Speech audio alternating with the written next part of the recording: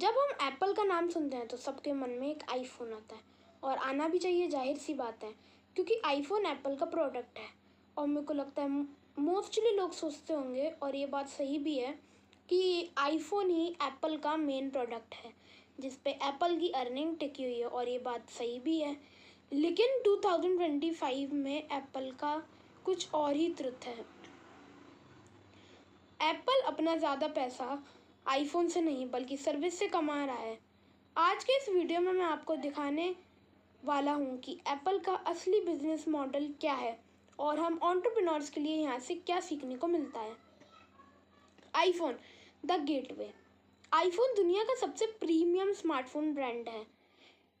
हर साल नए models launch होते हैं और एप्पल $1 बिलियन सेल्स करता है। लेकिन आईफोन एक बार सेल हो गया और एक बार पैसा मिल गया, लेकिन उसके बाद एप्पल को उस आईफोन से कोई भी प्रॉफिट नहीं होता।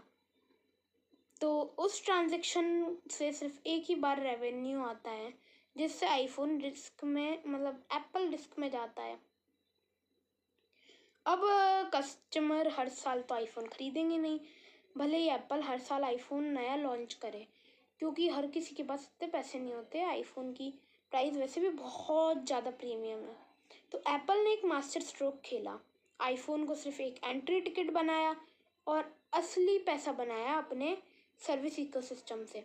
जैसे मतलब अपन सिनेमा हॉल में जाते हैं, वहाँ पे जो अपन पॉपकॉर्न और चीज़ें खरीदते हैं, उससे जो रेवेन्यू बनता है वैसा ही है, लेकिन ये सब्सक्रिप्शन मॉडल बेस्ड है। वहाँ पे सिर्फ आप कभी कभार जाते हो, लेकिन आईफोन आप डेली ही यूज़ करते हो, है ना। अगर आपके पास आईफोन है, आप भी जानते हो कि अलग अलग फीस लगती हैं, सब्सक्रिप्शन मॉडल पे वर्क करता है। तो ये मास्टर स्ट्रोक है एक असली पैसा बनाने का एक इकोसिस्टम। एग्जाम्पल देखो, मैं एग्जाम्पल देता हूँ। App store commission.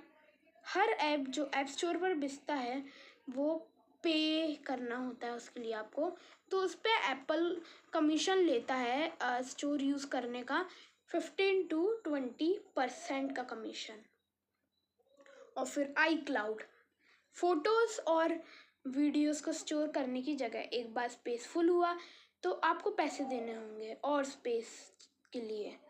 और अब है Apple music and Apple TV, जैसे स्पॉटिफाई और कुकू एफएम जैसा सब्सक्रिप्शन, हर महीने पैसा। एप्पल पे, हर ट्रांजैक्शन पर एप्पल एक छोटा मार्जिन कमाता है। ग्लोबल स्केल पे ये भी ह्यूज है। Apple care and warranty plans, extra service packages जो मिलियंस ऑफ यूजर्स लेते हैं। सिर्फ 2025 में एप्पल का सर्विस रेवेन्यू, आप मानोगे नहीं, $120 बिलियन क्रॉस कर चुका है, जो आईफोन के प्रॉफिट से ज़्यादा स्टेबल है। अब क्वेश्चन होगा आप सभी का, why services are genius. IPhone एक प्रोडक्ट है, एक बार बेचा, पैसा आ गया और ख़त्म। लेकिन मतलब पैसा ख़त्म नहीं, काम ख़त्म उसका आईफोन का। लेकिन सर्विस एक सब्सक्रिप्शन है, मतलब कस्टमर हर महीने हर साल एप्पल को पैसा देते हैं। और अब सबसे बड़ी बात, आईफोन की डिपेंडेंसी की वजह से कस्टमर को फोर्सफुली सर्विस यूज़ करनी पड़ती है, क्योंकि उसमें आप iOS यूज़ करते हो ना कि Android. Example, app store app सिर्फ एप्पल के थ्रू इंस्टॉल होती है, मतलब एप्पल के इकोसिस्टम से निकलना मुश्किल है। ये एक बार कस्टमर लेने के बाद लाइफ टाइम पैसा कमाने का मॉडल है।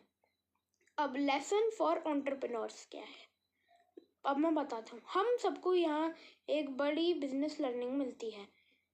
प्रोडक्ट एक बार इनकम देता है, सर्विस लाइफ टाइम इनकम देती है।